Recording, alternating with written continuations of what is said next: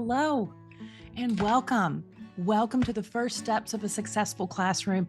I am Kimberly Baust, and I am so excited to be here with you today. We have a lot to learn, but it is going to be a lot of fun, and I can't wait to help you out. First, before we get started, I'm going to start the slideshow. And on the first couple of slides, you will find a QR code. If you have not downloaded the workbook that goes with this masterclass, then you may want to go ahead and download that now, or you can always find it linked below in the description. You don't have to have it to watch the masterclass, but you will want it to help you out in the future. Okay, so let's get started. All right, so I first of all want to welcome every one of you here. I love teachers, and I think that you are the treasures of the earth. And I want to do everything I can in my power to help you out. So what we're going to do today is I'm going to hand you a big picture strategy that is the result of 25 plus years in education. I will give you the confidence to walk in on day one knowing you can tackle anything that comes your way. It's all about preparation and confidence. And we're going to get both of those things today. Okay? So first, before we get going, I would love to connect with you. So if you're an Instagrammer, if you could go ahead and snap a pic of yourself with this class and send it on over to me at Cedar House Publishing. And you can tag me or you can DM me. I would love to connect. All right, so you've started it. You don't know if you want to watch, commit the time. So let's decide if this is for you. First of all, do you have a teaching degree or certificate, or will you very soon? Are you anxious about preparing for that first classroom, or you maybe want to start your year better because this year wasn't as successful as you had hoped? And are you willing to put in the time right now so that you can thrive next school year? Because it is going to take some time, but I know us teachers, we're willing to put in the time. You also want a lifelong career in education.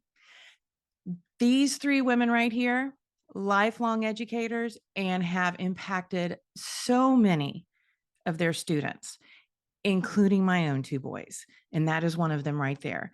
And if you want to have those smiles knowing that you've gotten a child through and they're graduating and going to their dream school, then education is going to be wonderful for you. Are you also wanting an effective classroom with strong teacher bonds that promotes learning?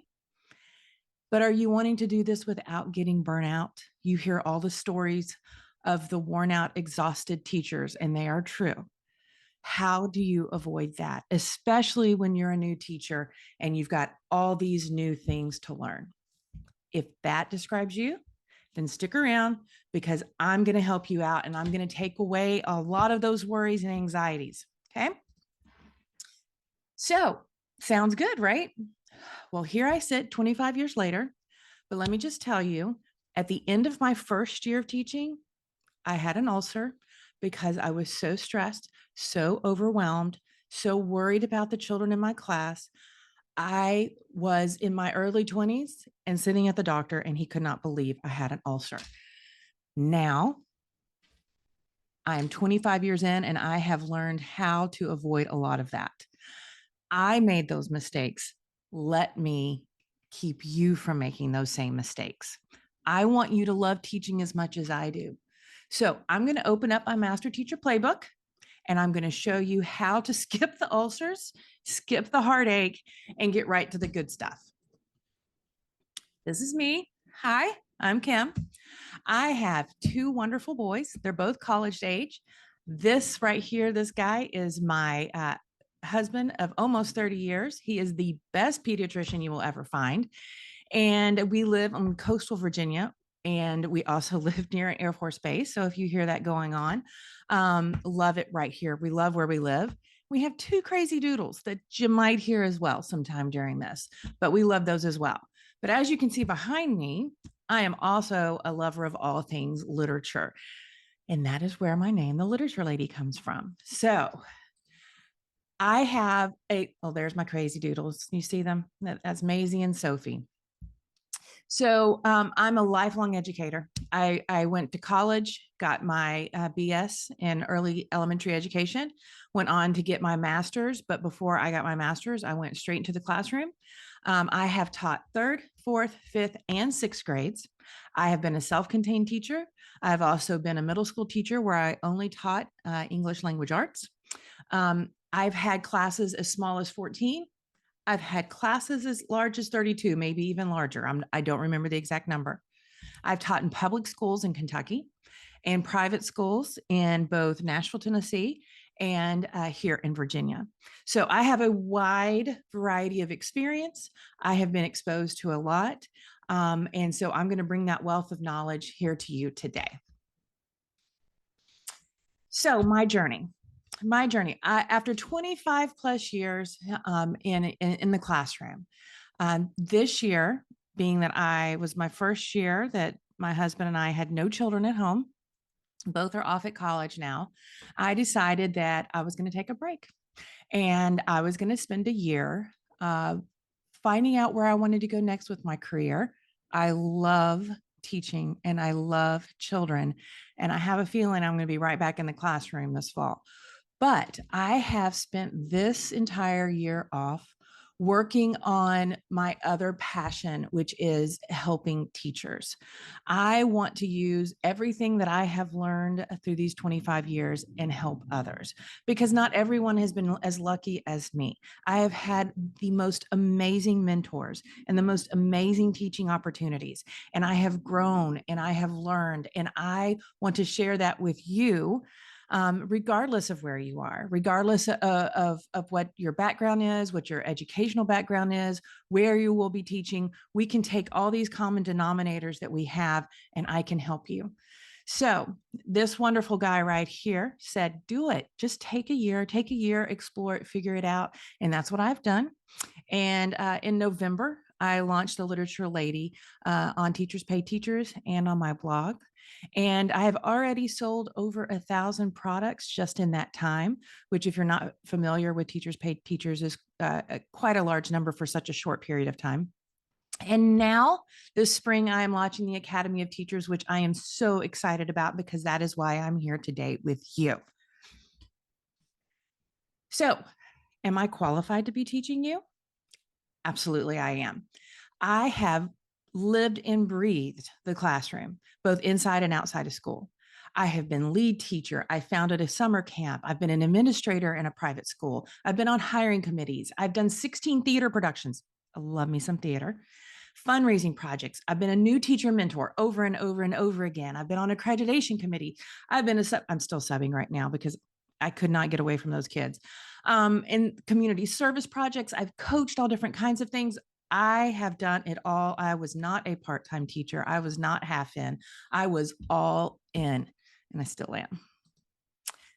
And so it's not just me that believes that I have that believes in me and that I'm qualified. I have hundreds of complimentary letters and notes from students, teachers, colleagues, parents, administrators, that letting me know what I do each day matters. And let me tell you, it is the best feeling in the world. Even on your worst day, you can go home and know you made a difference. How many people can say that? Not many, but you're going to be able to. It absolutely breaks my heart when I hear of new teachers leaving the profession after just a year or two. I don't understand how we are not helping them more. I see it every day on social media, teachers that are stuck in places where they are not getting help, they're not getting mentored. And I do not understand it. I started my career in Kentucky in a public school, and I had a teacher that was just a couple of years older than me and two veteran teachers on my team. And they took me in and they taught me everything that they knew, and they let me be my own person. And that is why I'm here, because I can see that not everybody is getting that, and I want to be that for you. I want to put all the toolbox and your tools in your toolbox that you're going to need. If you can have a full toolbox, then you can handle whatever is thrown your way. And I want you to be sitting where I am in 25 years, looking back with such gratification and the honor that comes with being a teacher, and get to enjoy this like I am. So let me give you the big picture, and then we're going to focus in a little bit, and I'm going to give you the stuff that's going to get you to this next school year and get you ready for that classroom. Okay. So over the 25 years, I have ended up developing this philosophy that you have to have a foundation, and then there's 4 pillars, and you have to make sure everything you do in your classroom belongs to either that foundation or those 4 pillars, or you're wasting your time. It also helps you that when you're doing one of those things that maybe isn't your favorite thing to do, you can remind yourself, yes, but this is one of the pillars. This is important. This is why I do this. And so I'm going to share that with you now. Okay. This philosophy is not just for new teachers. All teachers, oh, let me go backwards. All teachers can take the time to learn these pillars and restructure their classroom so that it's going to take some of the burden away. It's going to take some of that burnout away. It's going to give you the why am I doing this and remind you. So here they are. Here they are. Your foundation is your personal happiness and well-being. If you are not happy, if you do not have a full life outside of the classroom, you cannot be a successful teacher. So that is something that you will have to make sure you put in place, ways to keep yourself balanced and happy outside the classroom and inside the classroom. Then you have culture as a pillar, procedures, communication, and curriculum. And everything you do in your class belongs to one of those 4 pillars. And it helped me so much because there are some things that you do not enjoy doing, and there's other things that you could do over and over and over again. But those things sometimes that you don't enjoy doing are really important to one of these pillars. And if you can remember that, it keeps you focused. Okay. Are y'all ready to get to work? All right, let's do it. How good would it feel to have your foundation and pillars in place before you ever start year 1? Instead of like me, who floundered and had to have people help me along the way, which luckily I had, and they did, but you could start off on day 1, year 1, ready to go. So what is our goal today? We are going to start the year like a master teacher. What do you need? The first steps to take. And that's what I'm going to give you today, the first steps. You see my elementary education coming in handy there? You see that? Reminds me of Monsters Incorporated, one of my favorite movies. So our to-do list today is we are going to ask 5 questions, get the answers, and then we're going to make 10 decisions. Okay. And those 10 decisions are going to be part of the procedures pillar. And once you get those 5 questions and 10 decisions, then you can start planning your room decor, which I know we all love to do. I love to do it. One of the most fun things in the world is getting your room ready, but you got to do this first. So in today's class, we're going to focus on the procedure pillar, and that is how much fun you're going to have. You're going to have just as much fun as somebody out tubing, dancing on the tube. Let's go. There are 4 types of procedures in this procedure pillar. You have classroom procedures, you have teacher procedures, you have administrative procedures, and personal procedures. Okay. Today, we're going to zoom in and focus on the classroom because that's what we need to get ready now so that we can start thinking about setting our classroom up. You guys ready? Let's go. So classroom procedures are, how do you decide you want your classroom to run? How you want your classroom to run, not how the teacher next to you, not how I ran my classroom, not how your college professor told you. How do you want your classroom to run? Okay. The more procedures you have, the better. You cannot have too many procedures. Okay. I promise you. These procedures become routines. And a classroom with well-established routines allows the teacher to focus on other things. I love walking into a classroom to sub where a teacher has routines built in. You can tell the minute you walk in. Having a sub does not throw the children. They know exactly what to do still. They don't have to ask you what to do. So that's the classroom we want to set up for you, okay? Hello, routines. Goodbye, chaos. Okay. Procedures provide a framework. They lessen anxiety in children. And let me tell you what, we have children in today's world. They need that anxiety to go down. And you can help them by establishing these routines. It also fosters independence. People, parents, other colleagues were always so impressed with how independent my third graders were, because I had given them routines that then allowed them to become independent and also then allowed them to try things they normally wouldn't try. It set your classroom up to run on autopilot. When you visualize your room, do you visualize chaos or calm? I know which one I want. So here's a fun fact, not fun at all, but a fun fact. Teachers make on average at least 1,500 decisions each school day. That's about 3 to 4 decisions each minute in a 7-hour workday. The lower the grade you teach, the higher the number. Let me tell you what, 1,500, probably multiply it by 3 or 4 if you're in a kindergarten classroom. Miss Boust, Miss Boust, Miss Boust, Miss Boust. It is constant.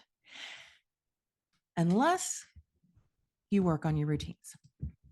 Wouldn't you like to eliminate as many questions as possible? You can't eliminate them all, but wouldn't you like to eliminate as many as all the silly ones, the ones that you just will make you want to pull your hair out because you've said the answer 1,000 times? We're going to eliminate those. Sounds like Mission Impossible, doesn't it? It is not. I promise you, this is not Mission Impossible. We will lessen the questions in your classroom. This is one important key that you need to remember as we move forward. Okay. You're going to put your nerves and your anxiety and you're going to put them up on a shelf, because let me tell you what, you are needed right now. We need you in the classroom. You are valuable. You are knowledgeable. You are important. Do not let anyone make you think otherwise. So as we move forward, remember, go forward with confidence. We need you. Why isn't that moving forward? I just want to go. There it is. All right. I know you can't wait to decorate. Okay. Decorating is extremely important to the classroom, especially the lower you get. Okay. Camping, astronaut, ocean, baseball, superhero, bees. I did it all and I love it all and I do it all again. Okay. But what you need to understand about your classroom is that when you set it up, a lot of what goes into the setup of your classroom is directly tied to the procedures. Okay. And so you don't have all the information you need yet to develop the procedures that then will allow you to create the classroom. Okay. That will then allow you to decorate it in these wonderful themes. Right. So we've got to stop and we've got to get some information first. Okay. They're my cute guys. Love them. We need to name them, don't we? So let's get some important information. And I hate to tell you this, but it's just what it is. Yeah. You got 5 questions to ask administration. Now you might be lucky and there might be a lead teacher that you've already been assigned to, but more than likely once you're hired, okay, you only have the name and email address of an administrator or phone number of an administrator. So that's why I told you, don't forget, you're needed. Have the confidence. You are going to be the Napoleon Dynamite. You're going to have the energy. You're going to go in there and you're going to ask the administrators these questions. Y'all ready? Number 1, you need to know, when will my classroom be ready? I know that seems like a crazy question, but let me tell you what. There is a huge difference if you start school on August 10th and they give you access to your room on August 1st, than if they give access to you on June 30th. You need to know how much you're going to be able to, you need to prepare before you walk in the classroom and how much you're going to be able to kind of do while you're in the classroom. Then you're going to need to know what will be provided. Okay. And you might get lucky. You might walk into a room that looks just like this with all this shelving and furniture already there. That's what I left the teacher, my classroom had bookshelves, had it all. You might also walk into the classroom like I did the one before that. No storage, nothing. Teacher desk, student chairs, teacher chair. That was it. You need to know. You need to know now what is going to be provided. So in the workbook, I give you even more things that's on the list here. Okay. I give you a big long checklist of things that you can ask. Hopefully they'll say, yeah, sure, come on by, run in. I'll show you your room and I'll show you all the things that are there. And it's going to be super easy. If you have to pull teeth, because you need to know now. You need to know if you need to make an Amazon wish list. You need to know how to prioritize what you're going to purchase. Okay. The big thing, are there any books in the room? You might be inheriting a huge library. I left a huge, like 400 book library for the teacher that came in after me. You might not be so lucky. You need to know those things. Okay. Then this is the key. This is the follow-up question. I've never been in a school that doesn't have some storage, some classroom, some basement with a whole bunch of extra furniture. You need to ask, no matter what they say at the end, you need to say, is there a storage room or location that has extra furniture I could use? Because you can go scrounge around, okay, and find some good things in there. Question number 2. Do teachers have a classroom budget? This varies so widely. Never are we given enough. We know that. Never. Teachers are always spending their own money. But if you don't ask, they may not tell you. And $350 to spend in your room, take it, right? Take it.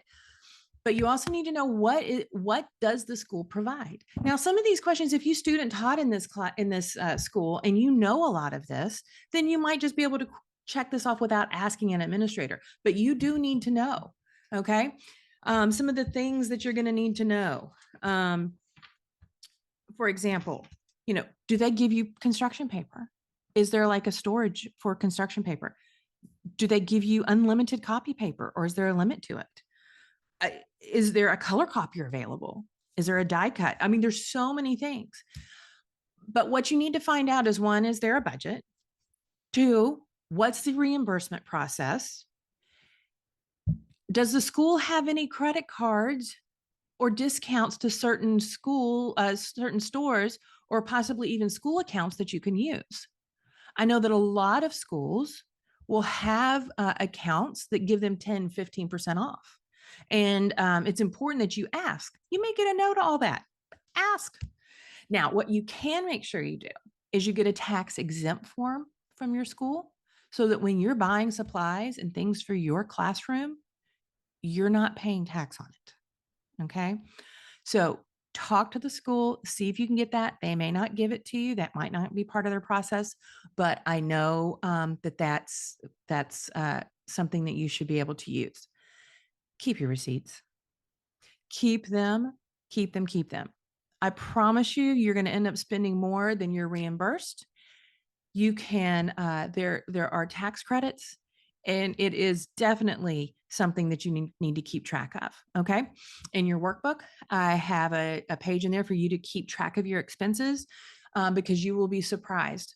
You will end up signing up for, I don't know, $5 for some app that you're using in the classroom. Then you'll end up downloading a crossword puzzle maker, so you can do that. Then you'll buy something for $5 on TPT. And then it just keeps going. You order a book off Audible, so that you can read it to the kids because you were looking for it and you couldn't find it, so you just downloaded it. Keep the receipts. Keep track of it. Okay. So here's the list of things that I was talking about bulletin board paper. Are you going to have to go buy that? Do they have a room? I know that there are teachers that have found out like 2 years after they've been at school, oh my gosh, I didn't know we had all this bulletin board paper down here I could be using. Is there a laminator at school? as a side note, one of the number one things that you should be buying is a personal laminator. Even if the school has one of the big machines that puts through the big posters and stuff, you will use a personal laminator. I can't even begin to tell you how much, and it saves you time. Okay. So that I would put that way up on the list. All right. But do they, can you just go to the office and ask for more staples? Can you ask for pens? Can you ask for, craft supplies? Do they have a big paper cutter? These are all really important things you need to know going into the school year. Okay. Are there any rules? I'm sorry, on classroom setup? Okay. I have taught in schools where I don't even remember the fire marshal coming through. I have taught in schools where you better make sure that only 30% of your walls are covered in anything when the fire marshal comes through. You better not have anything hanging from the ceiling. All these things that the fire marshal is looking for. And we love our fire marshal. I'm not saying anything about him, but you got to find out. Do you have one of those stickler fire marshals that you're going to be decorating and putting all these wonderful things up? And then your administrator is going to walk in and say, you can't have any of that up. Ask. Surprisingly, there are some schools that regulate your student seating. Okay. Can you have groupings? Can you have flexible seating? Can you have a reading area? All these things you need to make sure before you have it in your head what your awesome classroom is going to look like. What are you working with here? Some schools would love it if you painted their walls because they haven't been painted in a while. Some schools, you better not touch the walls because that is their standard colors and they do not want you touching them. You better not paint that old bookcase that looks terrible because they only want their staff painting it. Some people are like, go for it. You need to find out before you walk in so you don't end up making a mess of things. Okay. You're going to want to find out how do you get repairs done? What if you walk in and you've got 3 student desks that are messed up and you're trying that first week before school and you're trying to get things ready and you need to know the process. Okay. Can you have small appliances? Can you have your Keurig? Can you have a microwave? Can you have a mini fridge? Some schools will say yes. Some schools won't care. Some schools will say no. Okay. So you need to ask. Can you have class pets? I personally never wanted one, but lots of teachers do. And you need to find out if that's something that you're wanting to do. And attaching things to the wall. Okay. Attaching things to the wall. They may say, what? I don't care. But there are some that get very frustrated with teachers and how they attach things to the walls because it means that they have to repaint things. Some schools actually, if they have drywall, want you to staple things into the wall. In other schools, you will get into big trouble if you try to staple things to the wall. A quick tip, if you have those awful cement walls that so many schools have, and it's near impossible if you live in a humid place to get tape to stay up, hot glue works. Okay. All right. Isn't he cute? So the other thing you need to know is, are there any school-wide or grade level policies in place? This is what I mean. So you need to know, is there a behavior management that I have to use?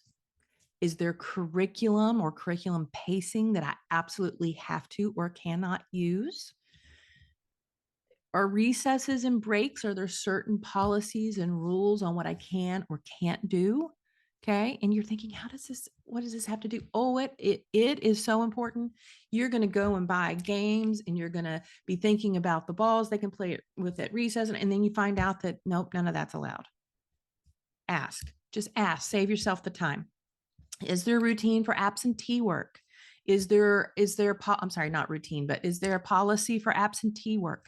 Is there a grading policy? Is there a policy on how lunches are handled? Some allow parents to drop off food, some don't. What happens if a kid forgets lunch? All those things, you need to find out what the policies are.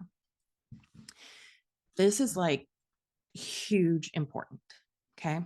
You need to get a copy of all 4 of these: the employee handbook, the teacher handbook, the student handbook, and the parent handbook. And if they don't have those, red flag. Okay. If they say, well, we don't have those ready, we're making some revisions for next year, ask for this year's copy. Say, it's okay, I'll look at an old one, and then read them. I know they're boring, but read them. They will give you so much information that possibly even other people don't realize.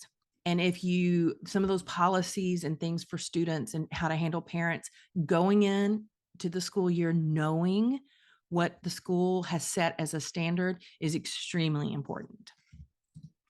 Our last question, you ready? When can I expect my class list and schedule? That's my most favorite thing in the world. You get your class list. It's so much fun. Okay. It seems simple, right?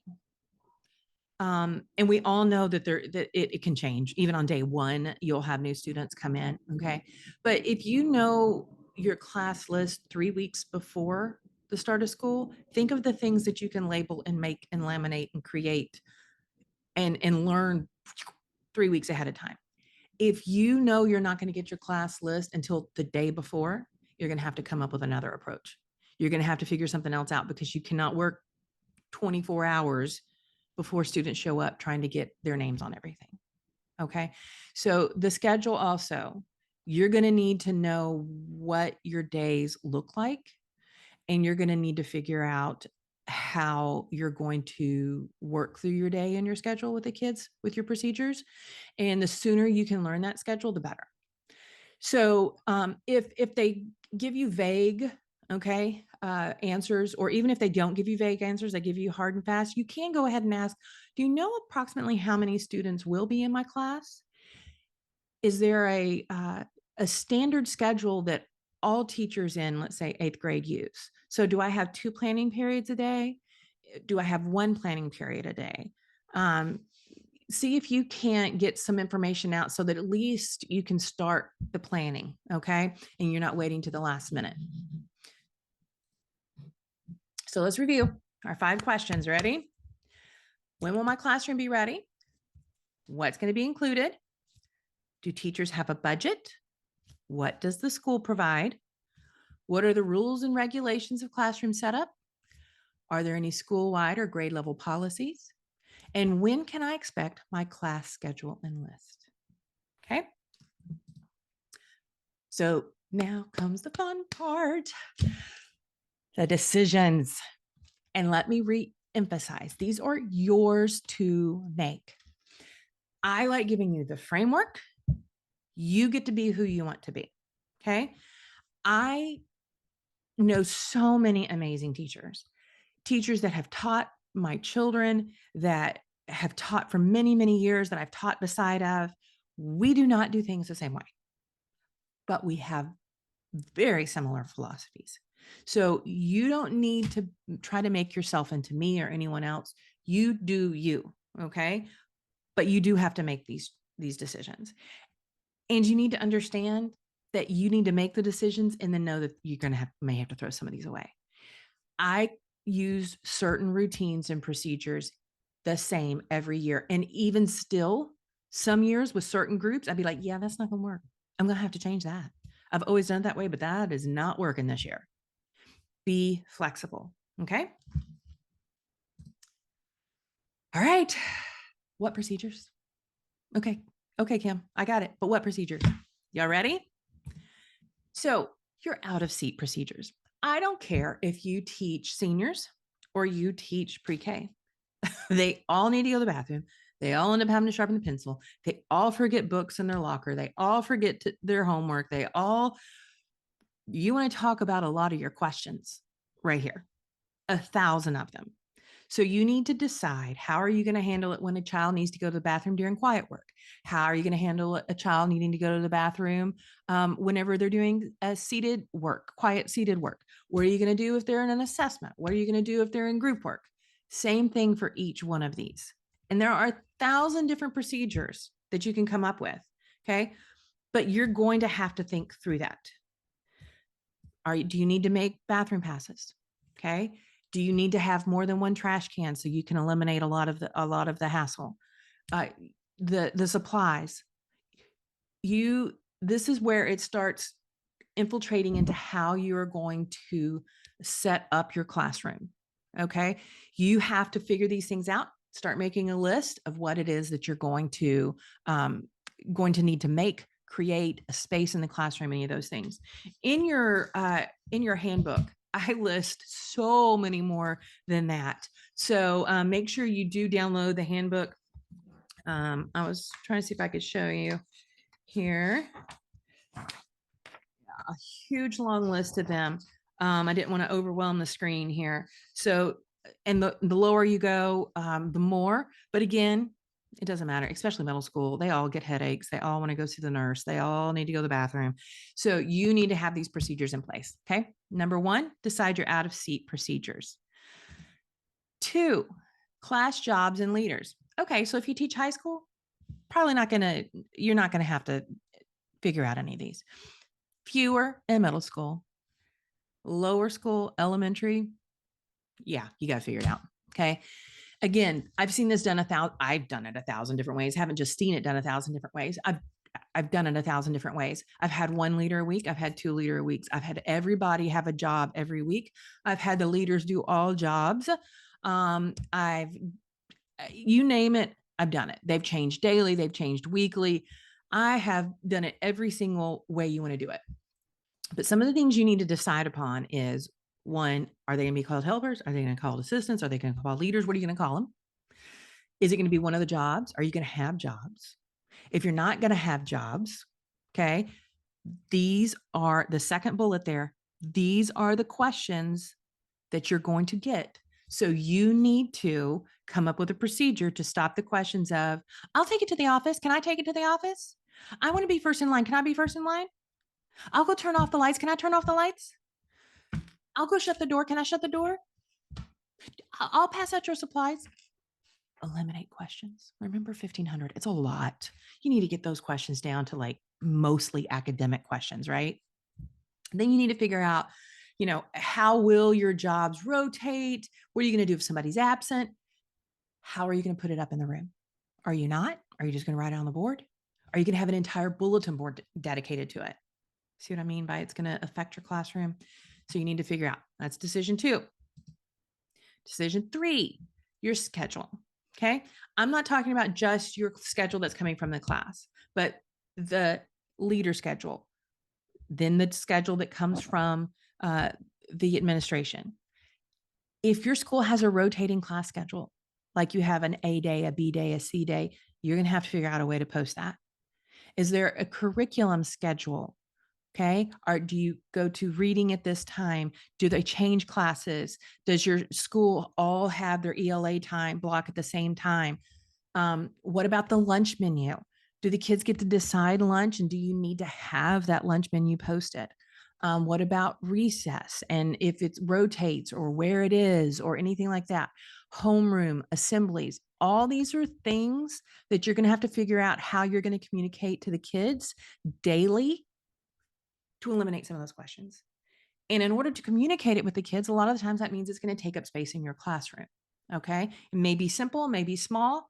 You may be able to post it to your school's online platform and eliminate a lot of this, especially the higher up you go, right? But you need to consider that whenever you're thinking about the design of your classroom. All right, number 4, student supplies. Holy moly. Group supplies, individual supplies. You decide, okay? One or the other, doesn't matter. Once you pick one, you're going to have to stick with it for the year, and then you can flip-flop the next year, okay? Do they keep it all in their desk? Do they keep it in their backpack? Are they middle school and do they just carry around their backpack? Does it all stay in their locker? Are they not allowed to bring backpacks to class? Do they have a cubby that they can keep some stuff in?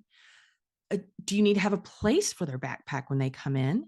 Do they have a desk that has storage, or are you going to have to create cubbies in your classroom? What if they bring in lunch boxes and things like that?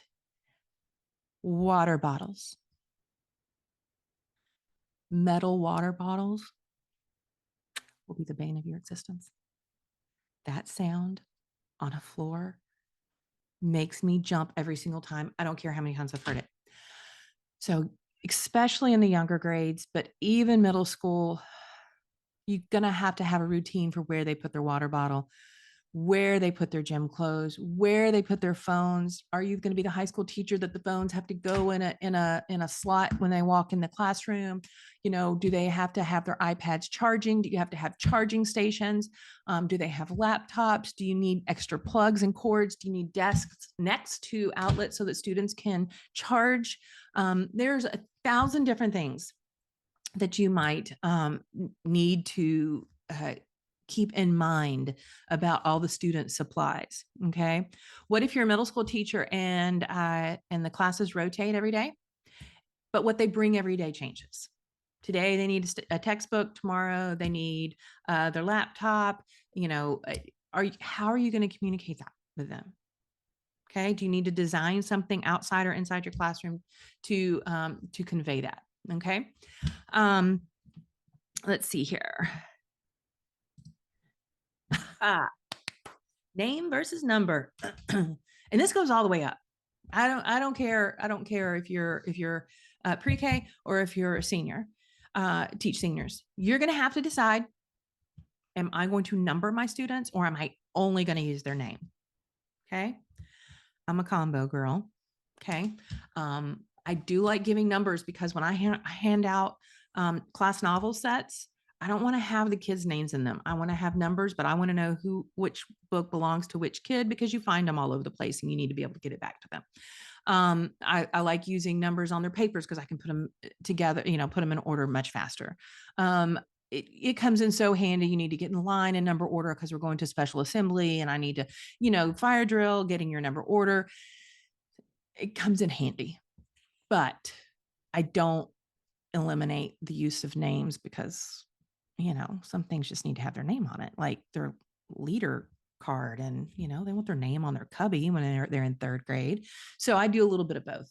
I don't have a con to only using numbers. Is they need that direct attention of their name and personal connection. But I don't know that I've ever met a teacher that never uses names, only uses numbers. Now, I do know a lot of teachers, though, that only use names and they just feel like that the number system is just too cold and yucky and they don't like it and it takes up more time. That's fine. But I do want to give you my secret bonus tip.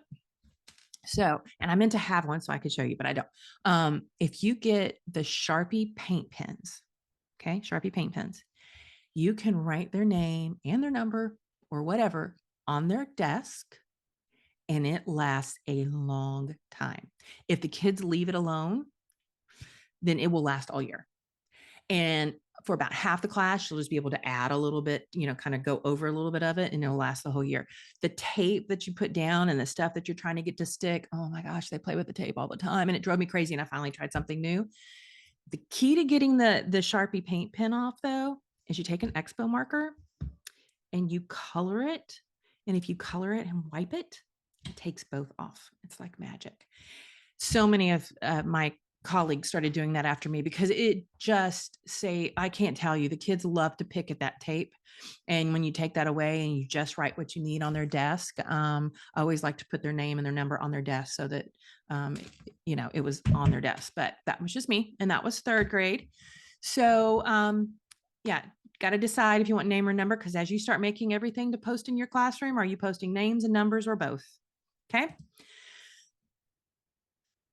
So many questions when they walk in. So many questions. Where do I put Miss Bouse? Where do I put Miss Bouse? Where do I put? Let me just tell you, the mornings, you have to have a routine. It doesn't matter if it's on the board, written on the board, if it's loaded to an online school system. I always made a Google slide and projected it.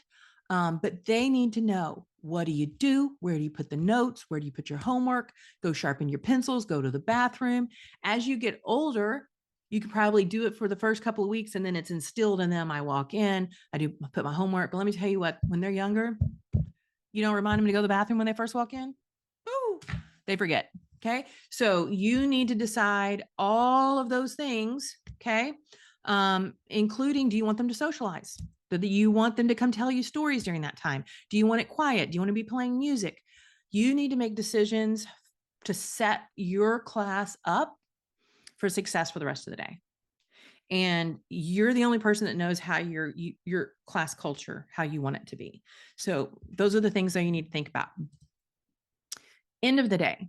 So if you aren't a self-contained teacher, or you don't have like a homeroom, and so some of your middle school classes and all your upper school classes, I'm talking the end of the class. Okay. Do you have them every time clean up under their desk? Do you give them oral instructions? Do you have them pack up in a certain way? Do you are you having them write down their homework at the end? Are you giving a summary of the class? How do you dismiss the kids? When you're younger, you have to know where every single one of those children are going and make sure that they are dismissed to the right people at the right time. How's that going to look? Are you going to have it up on the board? Are you going to have a bulletin board dedicated to it? I had to have something up because I could not keep up with what kids went where, which day of the week, because it's like every day was different. And even though here at the end of the last few years, I've only had 16 to 18 kids in my class, I still could not keep up with it, but I needed to know where they went. So I actually made like a place on my board that was permanent so they could decide. So all of those things, though, are things that you need to be thinking about. Is there something in my room I need to create? If not, you just need to create those procedures and get them ready. Lower the questions. Homework. Where is it going to be posted? Where do they write it down? Do they even write it down? Is it just on the online platform? Where is it going to get turned in? What am I going to do with missing assignments? What am I going to do for absent students? All of them are important decisions. Be thinking about your classroom setup. How are you going to post the homework? How are they going to be able to copy it if they need to? When is that going to happen? And where do they turn it in? It has to be part of your classroom. Student papers. That was one of my probably the better things about middle school whenever I taught, because you hand them back to the students. I had them keep it in a binder. If I wanted the parents to see it, I put a stamp on it. They had for homework, they had to get it signed, came back, done. Very little papers. The lower you go, the more the papers. Where are you going to keep them? What are you going to do with them? They go home. What do you do with them? There is going to have to be a system in your classroom, and it can't be a tub of stuff, or you're going to be stuck at the end of the week trying to sort it all out. You can't send it home with them every day. It is too time consuming and chaotic. Okay. What about all the letters and flyers that come from the office? What are you going to do then? Okay. What if you need to send something home? What about your weekly newsletter? Where are you storing this? Where are you doing it? Okay. It's going to have to take up part of your classroom. So think through that. Okay. This is actually way bigger space in your room than any of the things we talked about. Unless you're one of the people that only make copies for like the next day, which if you are, don't tell me. I can't know about that. You are going to have lots of copies. And if you teach multiple subjects, like self-contained elementary teachers, you're going to have 7 times the number of copies. Okay. If you teach history in middle school, okay, so if you teach American history and you teach it 6 times, well, you're just going to have a lot of copies of certain things. It won't take up as much room. But if you're teaching all 6 subjects in the elementary school and you've made copies for a week,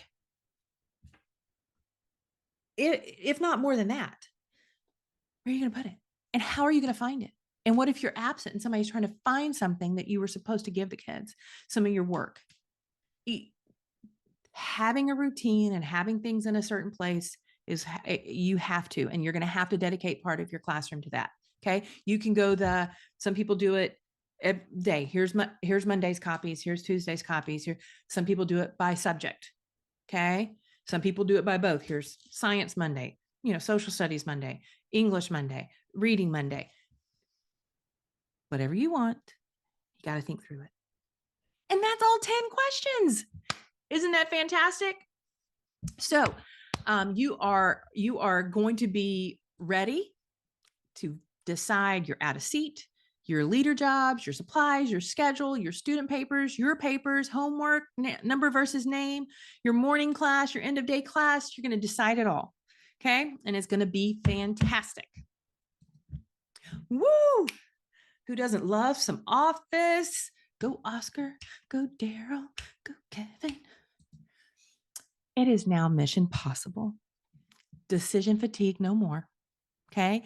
You can lower those questions so you can breathe. Okay. You can do it. So are you ready to tap into your inner Napoleon and ask the 5 questions? Can you decisively choose the 10 procedures that will be a question buster in your classroom? I think you can. And you are on your way. I am so excited for you. Thank you so much for spending the last 45 minutes with me. I could not be more proud of you.